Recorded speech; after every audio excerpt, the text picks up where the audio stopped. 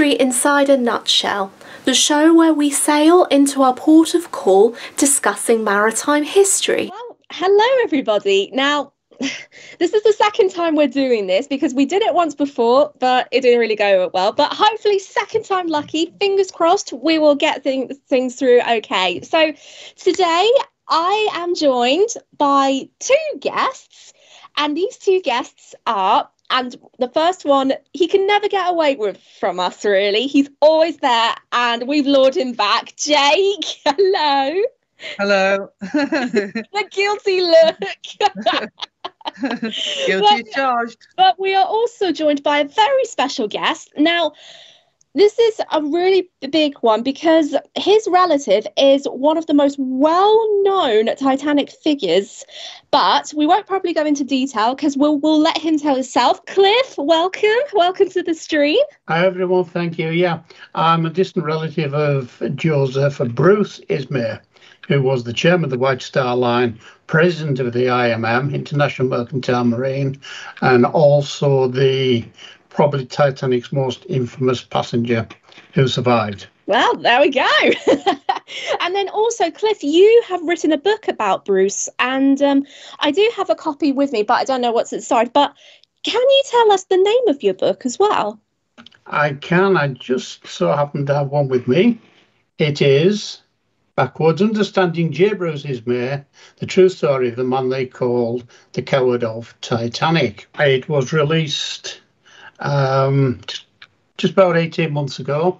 It's doing very well. It tells, as the title says, the true story, because there are so many stories go around about Bruce Ismay and how he escaped from Titanic, how he pressured the captain to go faster, how he did all kinds of curious things like dressing up as a woman to get in one of the first lifeboats. The stories go on and on and on. But in this book, I've used first-hand accounts, never been seen before accounts, especially some of the letters and photographs. So everything that I've used is backed up by evidence to support it.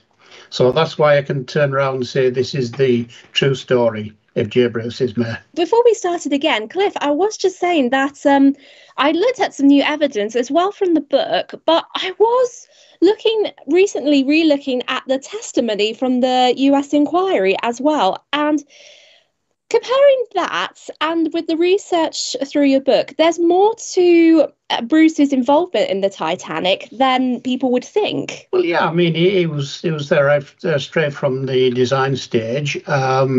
He jointly came up with the idea with someone from Harland Wolff just after he took over presidency of the IMM. That was back in 1904. So was involved with the Titanic from 1904 right through to the disaster in April 1912. So he was involved partly in design. He was very involved with the design when it came to the type of ship that he wanted built, what he wanted the passengers to see, to enjoy the opulence of this marvellous new ship. And that, of course, was following in his father's footsteps, Thomas Henry Ismay, who was the previous owner of the White Star Line. And that was always his goal, to build large ships, luxurious ships, but not ships that were built for speed. And Joseph Bruce kind of carried on with that. And Jake, I know that you have a lot to say about Bruce as well, especially looking at the testimonies, like we've said before, haven't we? Because I know you're always a big testimony guy. I am. I'm always about the truth and what was actually what history tells us and not what is made up. You know, there's a fine line between that. But Ismay, again, is one of the most understood guys in the world. People said that he had been involved in the running of the ship and coercing the captain to fasten the ship up to beat Olympic speed. Which, again, my argument to that is that, he said to Captain Smith, he said to him that he was a passenger, and that's it. That's as far as it goes. And it wasn't out of the ordinary for ship owners or company owners to travel on board a ship on its maiden voyage. You know, they were doing it all the time, and not just them, not just the company owners, but other companies as well that were traveling on other people's ships. We know from Leonard Prescott, who sailed on the Olympic in August 1911. You know, they were always, so it's not out of the ordinary for that to happen. And you know, Thomas Andrews was also on board, and who was the designer of the ship. But again, the whole thing about him having this, people having this idea that he was a coward and that he quickened the ship up, is that, you know, he wanted to beat Olympic speed. Well, the thing is, you can't. For a start, you can't. The Olympic was the same ship. I mean, Titanic went a few kilometers faster than Olympic, but there was no way of Titanic beating Olympic. I mean, it might beat its record, not record, but its time in getting to New York, rather than actually beating the Olympic.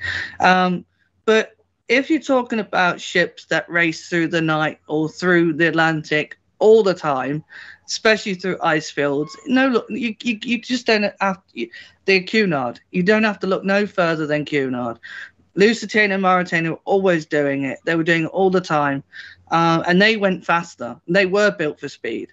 You know, because there was two reasons they were built. They were built for a luxury liner, but also auxiliary cruisers in case of war. So they needed to go fast, but they were beating each other's record. That's what they were doing. They're racing each other, and Lusitania held that's what their goal was, is to capture the blue ribbon. But like I said, they were always doing it all the time. And you know, unfortunately, what it is that up until Titanic, ships were doing it. That, you know, that was the common practice of that time, because their attitude is that if there was a hazard in front of them, the ship would be quick enough for you to be able to spot it and get out the way.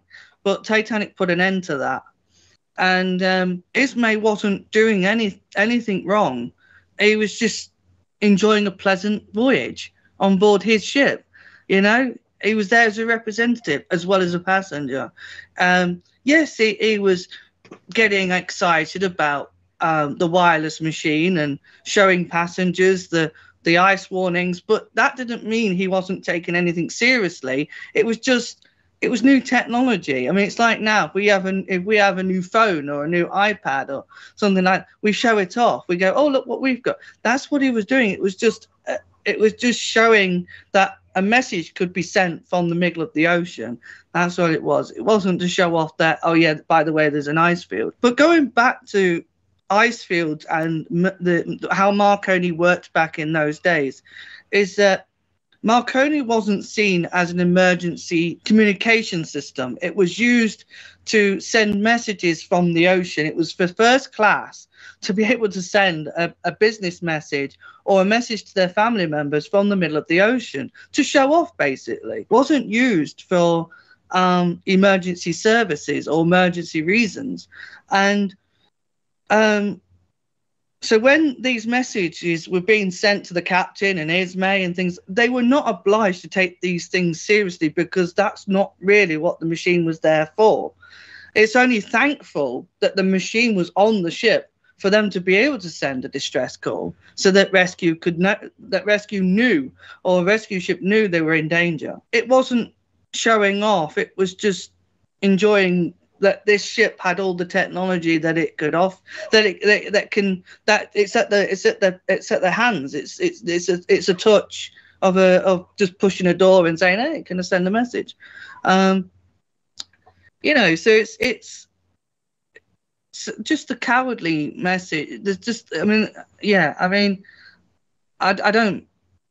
From what I've read over my time researching Titanic, I've never ever come across any reason to show that, or to present Ismay as a coward, or that he was doing anything wrong. And if you have to, you've got to remember is that Ismay did not get into a lifeboat until the very last, one of the last lifeboats to leave the ship, which was on the starboard side. Wasn't the last, but it was one of the last. But you've got to imagine, if he hadn't survived, we wouldn't have had his testimony. We wouldn't have had his insight, because he was stayed up till practically almost the very end. So he was able to see what was going on around him at that very moment. And the whole thing about him taking a seat, taking a seat away from a woman and a child. No women and children was around at the time on the starboard side, where Clatspool Sea was. There was no women at all. So Murdoch, in a way, knew he had to survive. History needed him to survive. And Murdoch ordered him into a lifeboat. He didn't just take a lifeboat seat. He was ordered in, as Cliff has said. He was ordered to row the lifeboat. He was ordered to take part in rowing the lifeboat away from the ship. So it's not like he wasn't doing anything. He was just sat there, taking a seat, watching everything. He was active. And he was also active on board the ship. He saved lives. He saved lives because he was helping women and children into the boats. So the whole sinking.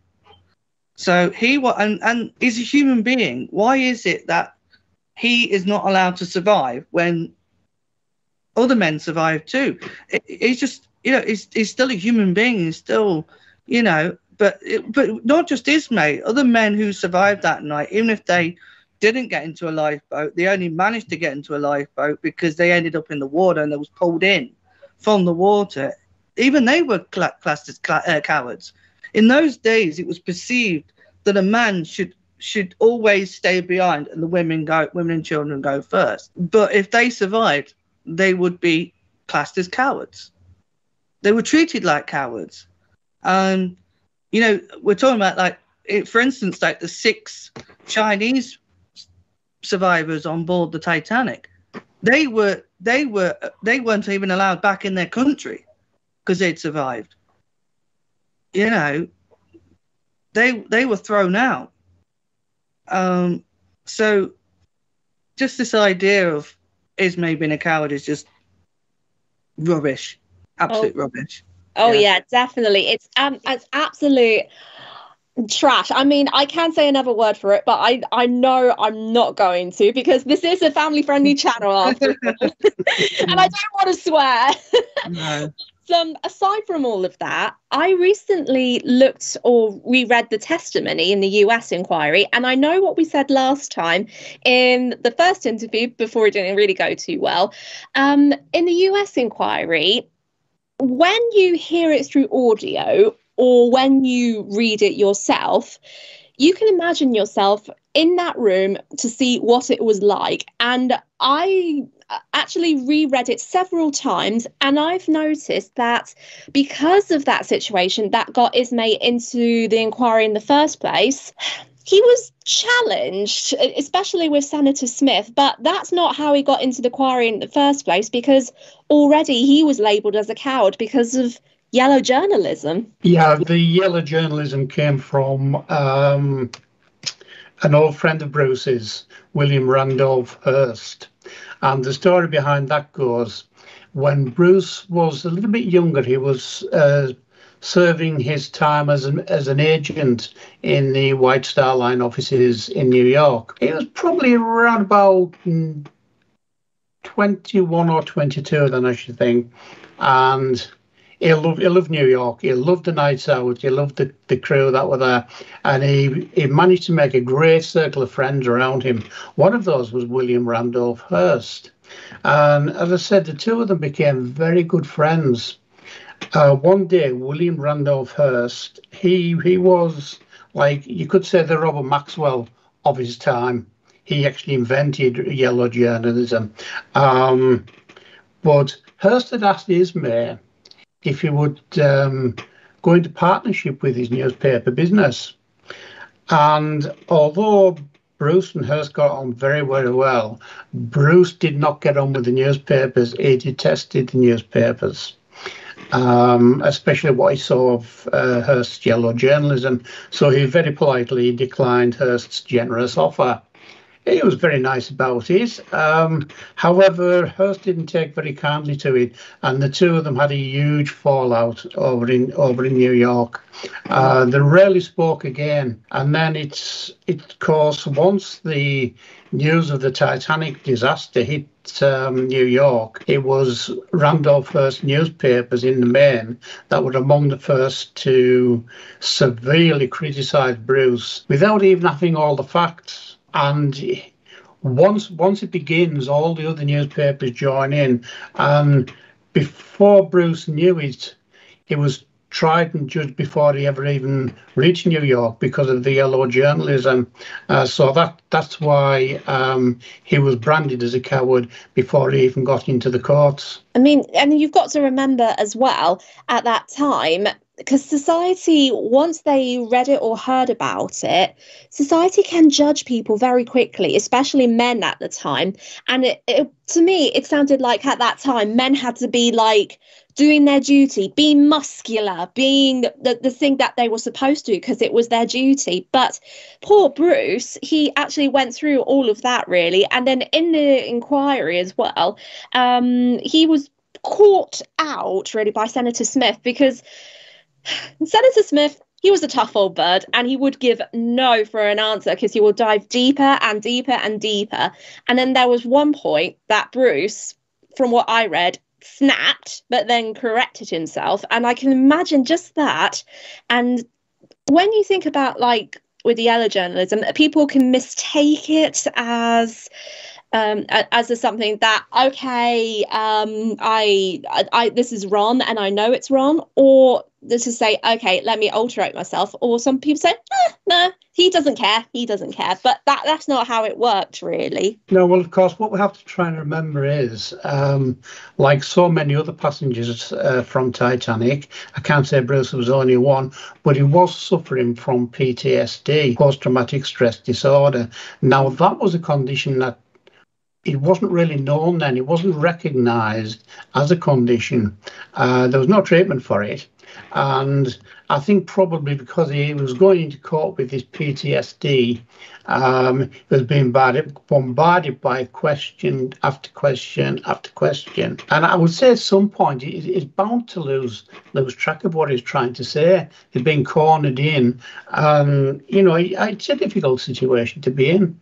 I certainly would like it. And Jake, what about you? What would you think if you were in that room? I mean, I'd probably react exactly the same as, Ismay. I mean, suffering with PTSD, he's got the weight of the world on his shoulders. At the end of the day, the eyes of the world is on him, because he was the most senior person, really, to survive the Titanic, because although Lightoller survived and he's White Star, he's an officer. He wasn't really in charge of the vessel at the time. That was Murdoch, so he was in bed. So, but Ismay was the company's representative that was on board the Titanic, and he survived. Captain Smith died. Thomas Andrews didn't survive. He can't talk, because he was the one to survive. The world was on him. They wanted to know why he survived, what was happening, why did this happen, why did that happen. And realistically, there was as I've always said, there's always three sides to a story, two sides to a story. And when someone's constantly trying to dig for information, and realistically, what PTSD sometimes does is you can forget things. It's a human coping mechanism where sometimes we forget traumatic events or some things that have happened in that traumatic event. So you can imagine Ismay is trying to remember what happened in that particular moment, and he's like, just give me a break. You're all asking me, but I've just I just sort of saw my ship go down. I've saw these people die.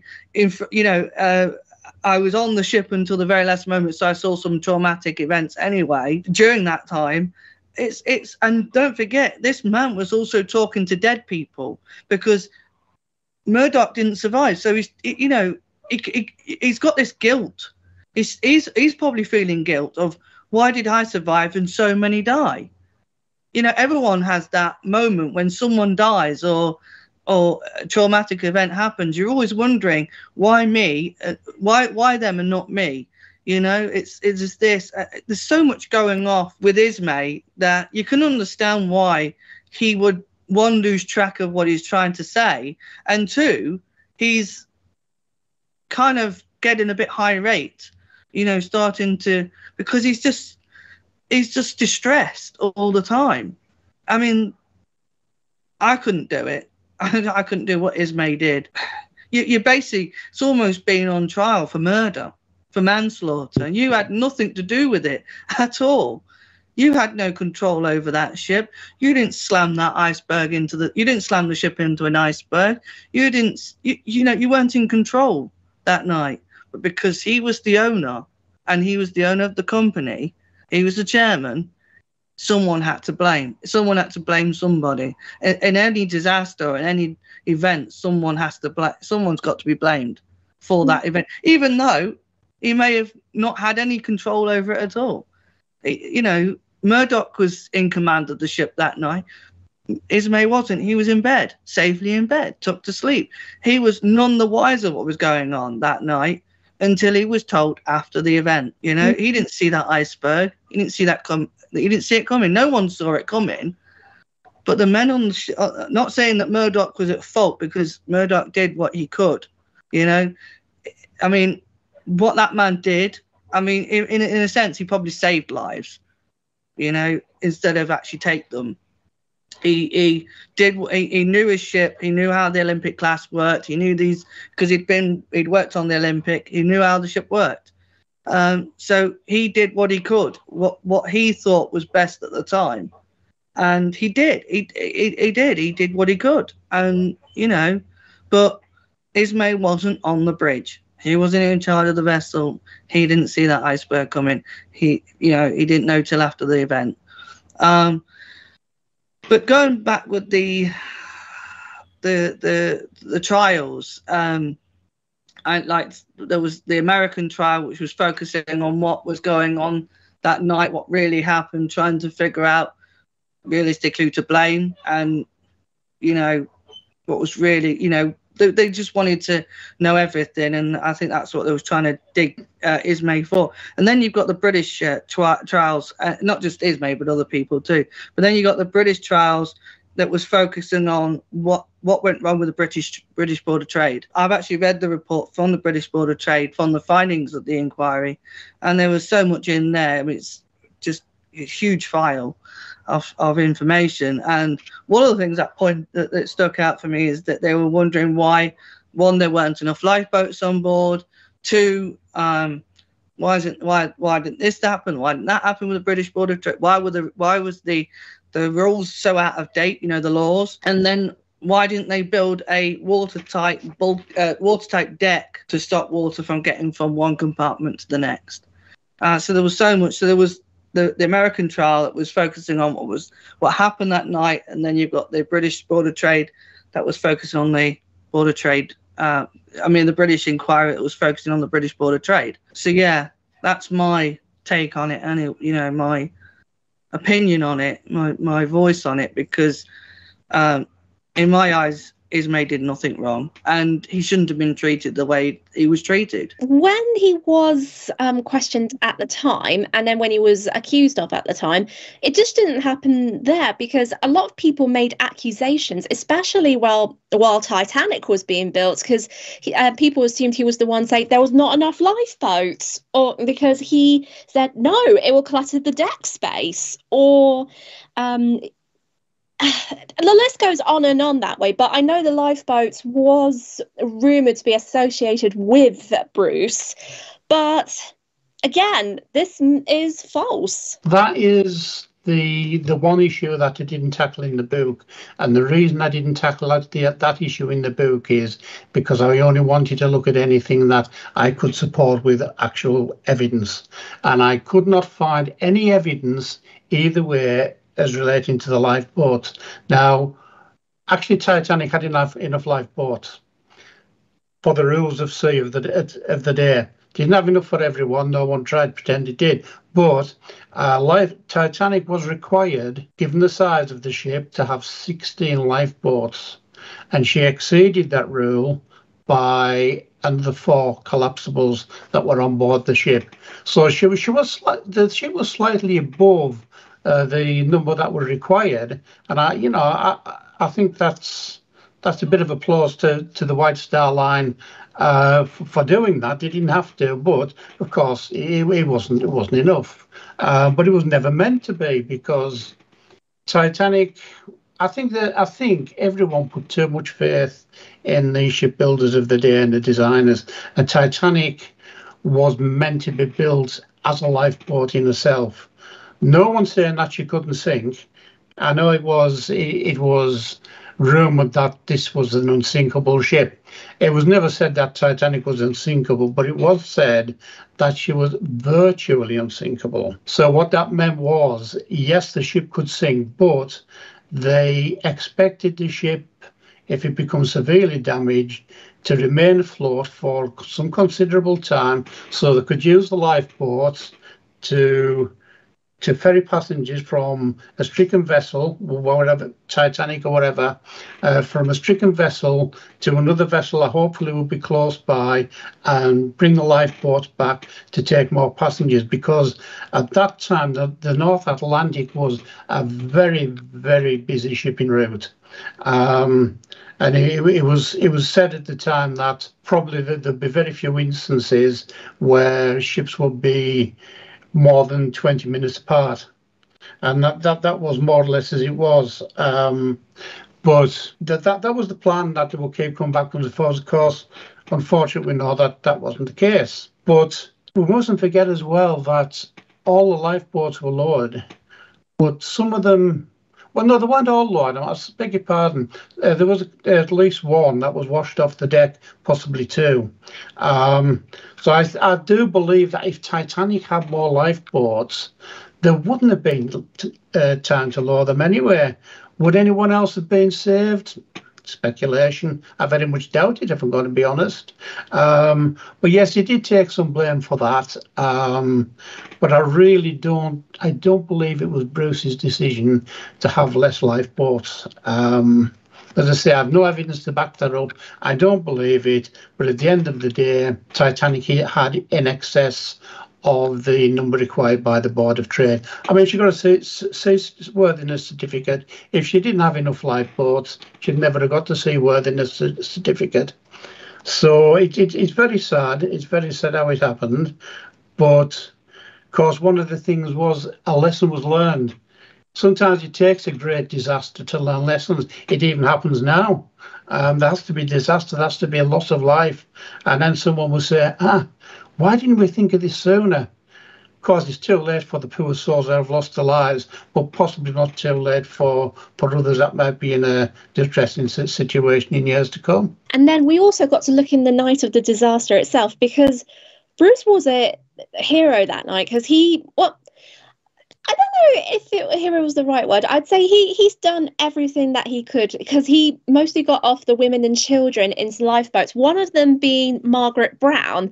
And that there was something that I heard that when he saw Margaret, or some people call her Molly Brown, which she never liked to be called that name, Margaret was walking along the decks, and Ismay said, "What are you doing? You get into that lifeboat right now." So he dragged Margaret to put her into the lifeboat, and he did the same with Edith Russell as well. So he was trying to get as many women as he could to get into the lifeboat, especially. Not sure about the children, because I haven't really found some stuff about the children, but definitely the women. True, I haven't found a lot about the children either.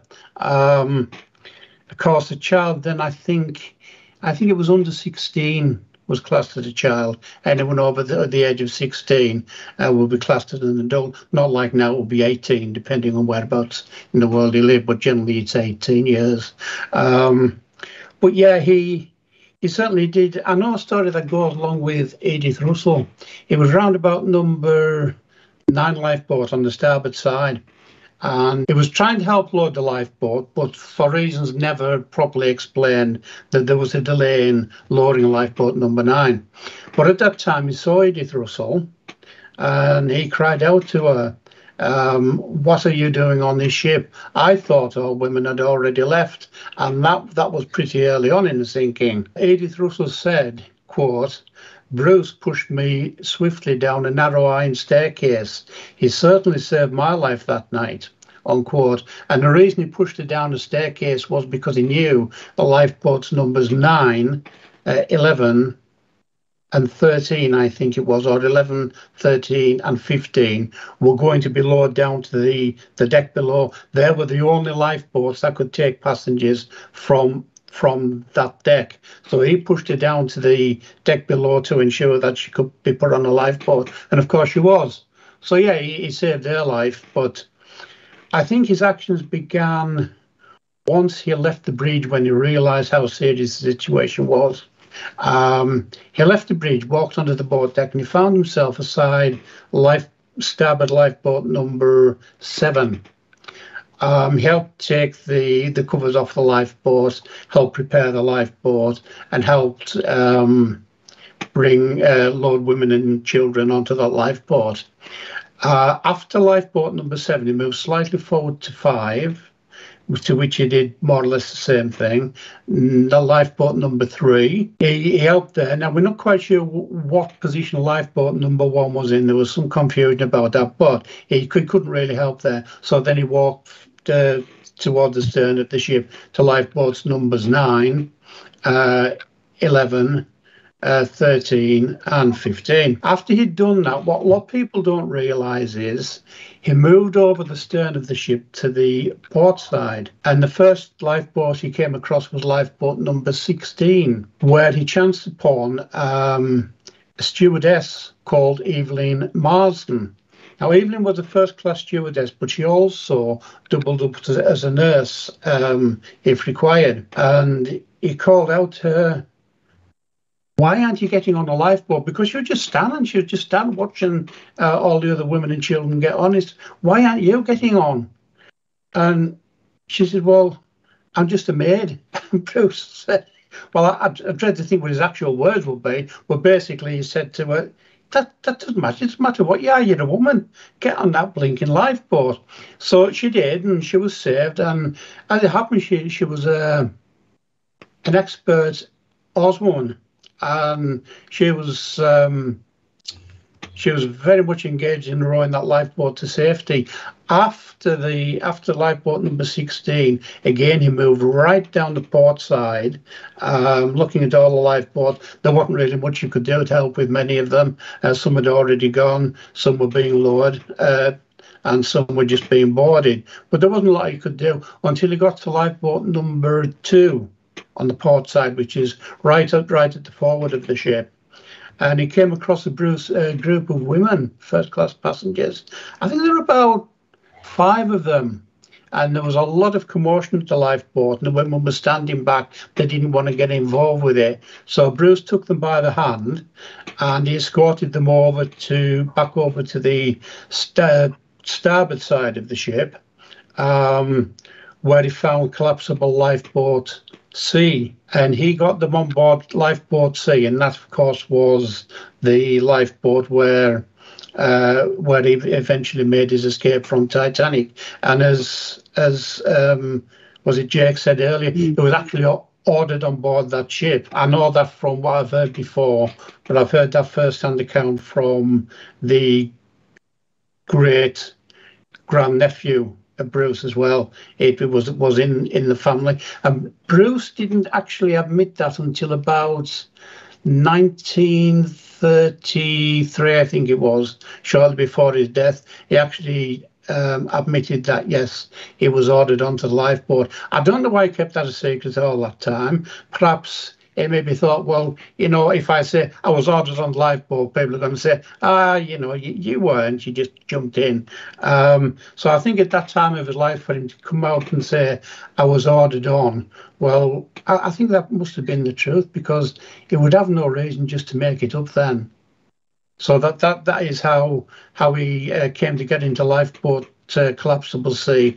And then, as a lot of people don't know, was mentioned earlier on as well, he was actually helping row the lifeboat to safety too. That consists of huge dedication and bravery, especially with all the panic that he had as well with one of the officers. And Jake, I believe that you know that story. Yeah, well, it was reported that there was a bit of a commotion with him and Lowe.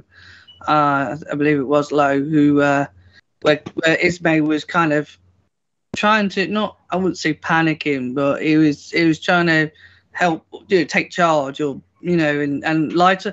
Thing is with Lowe, he wasn't a very liked officer anyway on board the ship. I mean, he wasn't even told about the sinking until, well, he wasn't even told. I mean, he only found out because there was banging on the window, on his window from his, and then he wanted to find out what the commotion was, and then he was told that that the ship was sinking. Lowe was a very what's the word? Ambitious guy. He was a fifth officer, and there was higher ranks than him, and sometimes he would kind of overstep the mark a little, and he would get a very bad reputation amongst the crew. So he was a very abrupt guy, very straight man. Like you knew when you was being told off by Lowe, and Lowe just sternly told him. It wasn't a shout. It wasn't like what you see in the movies. It was just, can you please get out the way? I'm trying to, lower this lifeboat. And if I lower it too quickly, I'm going to drown them. It's going to. And he was just I wouldn't say kindly, but just sternly telling Ismay, look, I'm the officer. You're the passenger. I need to do this because I know how. I know how to get him away safely. Ismay wasn't a seaman, was he? So no, he was a ship owner. He was a shipping company owner. He was a businessman. He was a businessman. He didn't know anything about lowering lifeboats away. So he kind of got in the way, and just Lowe told him to just step back a little, and the boat was lowered away. So it wasn't a big issue. That is often, I think they do it mainly to add that little bit of drama, that bit of okay, that bit of okay, someone's being told off here, that bit of excitement. But it wasn't as bad as the movies have made out. But yeah, going back to the British Board of Trade with the lifeboats, you've got to think. I mean, they were 10 years out of date, more than 10 years out of date. Ships were getting bigger. Companies knew that passengers were, traveling on these ships, and more passengers will be traveling on these ships. And to us, it's easy for us to say, well, what? I mean, if you could have all those numbers onto the ship, and why didn't she carry any more lifeboats? But then you've got to think, okay, so what about if she did? Like Cliff said, what about if she did? I mean, think about it. They had to float two of them off when she sank, And then even if you have more lifeboats on the ship, is it necessarily going to save your life? Because it's not necessarily, because ships don't wait for nobody. Like I said before in my interviews before, says, ships don't wait for anybody. And if there's enough holes in the ship and enough water's pumped into that ship, it's going to sink. And designers knew this. Designers never would ever call their ship unsinkable. Designers ain't stupid. They know about physics. They know about design. They know about how things work.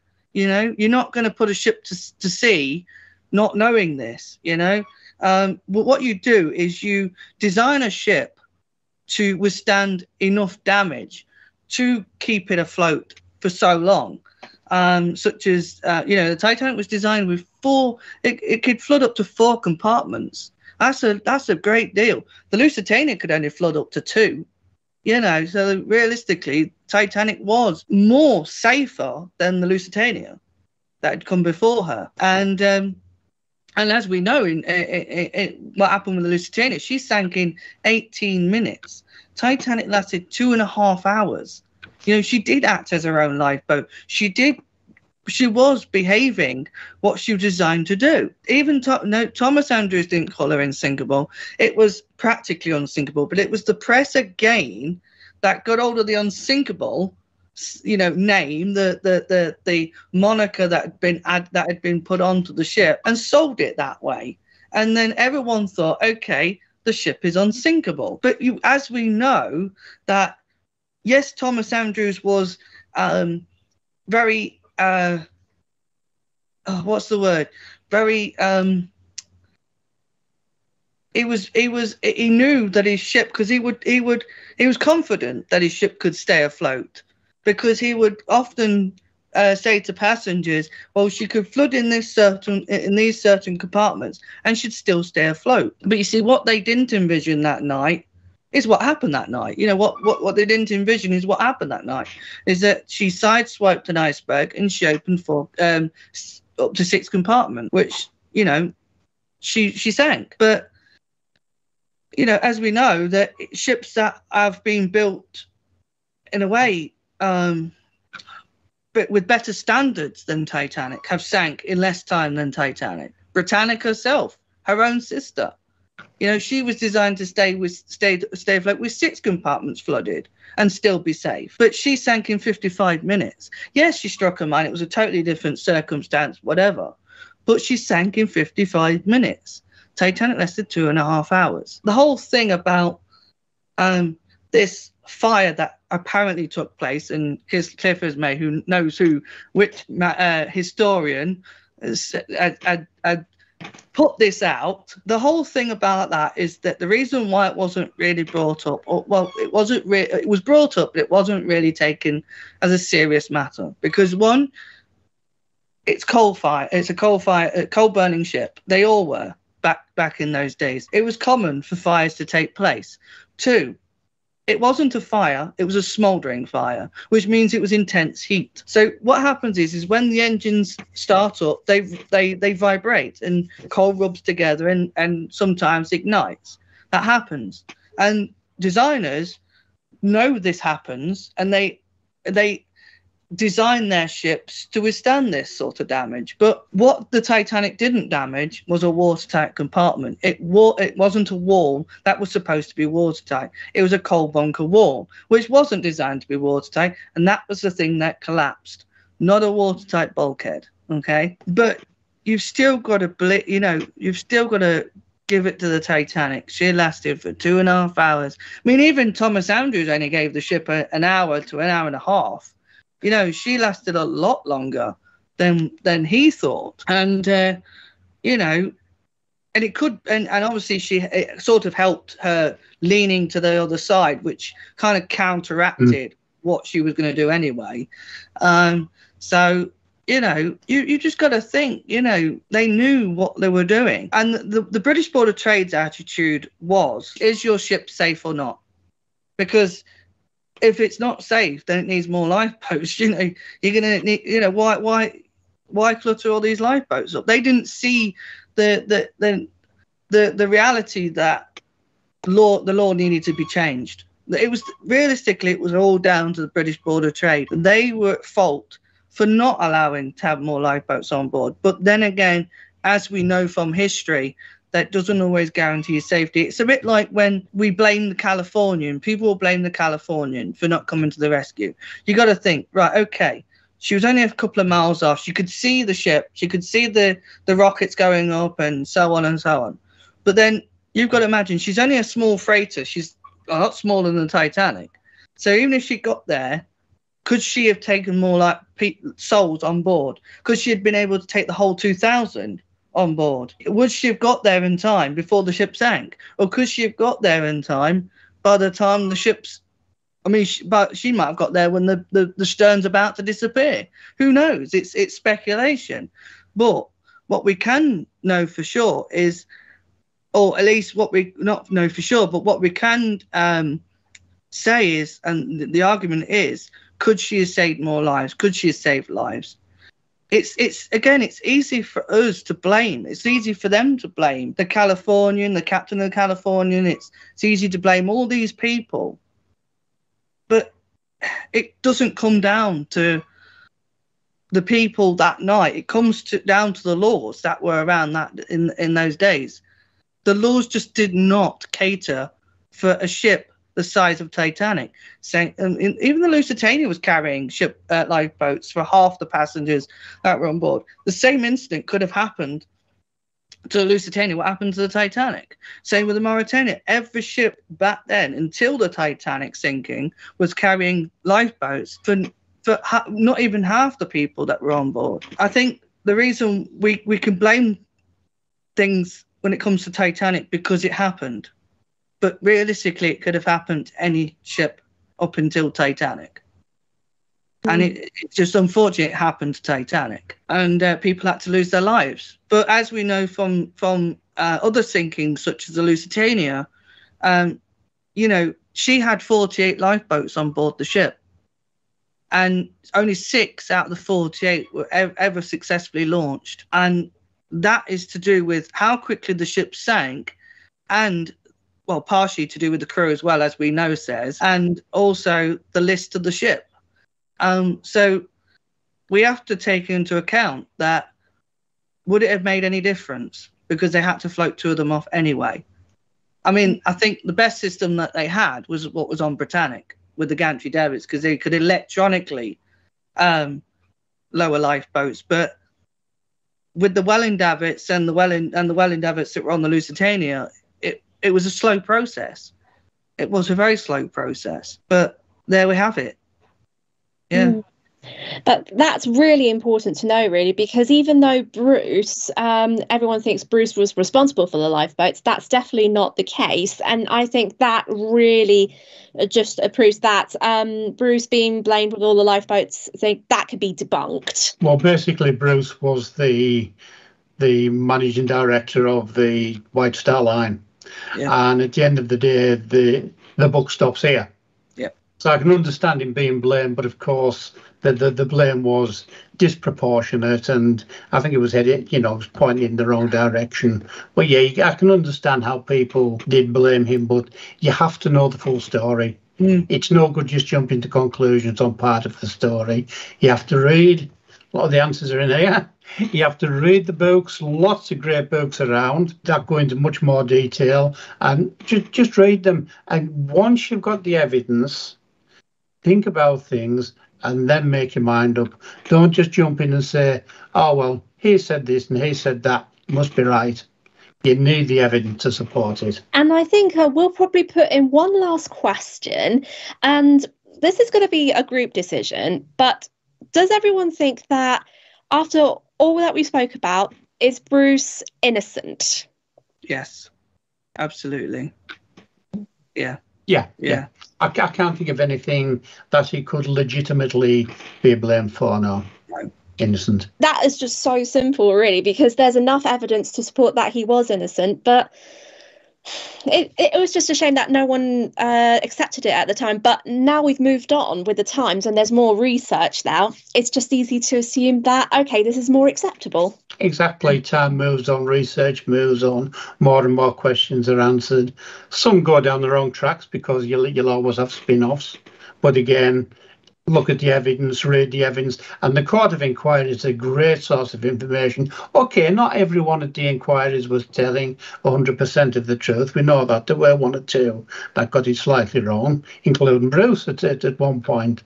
But, just have a read of the inquiries, both of them, gather the evidence, make your mind up. To me, Bruce was innocent, absolutely. Yeah, I definitely think that was a really good answer to conclude, Cliff. And we're going to probably end this right here. Jake and Cliff, thank you so much for coming on. Thank and you. Jake, we know where to find you because you will be coming back. And Cliff, I'm like a boomerang. Well, thank you for the invitation. It was great being here. Oh, you're I welcome. really enjoyed it. Thank you, Cliff. And how can we find your book, Cliff? You can find it. You find it on Amazon, Barnes and Noble, just about anywhere online. You find it in a lot of the high street shops, or it can be purchased directly from me. Now, anyone who purchases from me has the opportunity of also getting a special collector's edition certificate, which is a special numbered edition, comes with bookmark and everything, and that goes onto that copy of the book. So if anyone wants to order it from me, either as a standard copy or an upgraded collector's edition, they can contact me at author.ismay@gmail.com, and I'll be happy to follow that up. Thank you. Oh, that's brilliant, Cliff. Thank you. And until then, let me know and let us all know in the comment section down below what you think is the final answer. We definitely love to read your thoughts and your answers to this. And until then, we will catch you very soon. Take care. Bye. Bye, everyone. Bye. Bye. If you enjoyed this episode, please like and subscribe for future videos. Until next time, this has been History Inside a Nutshell, departing from the dogs. Thank you so much for all of your support and enjoy the rest of your voyage.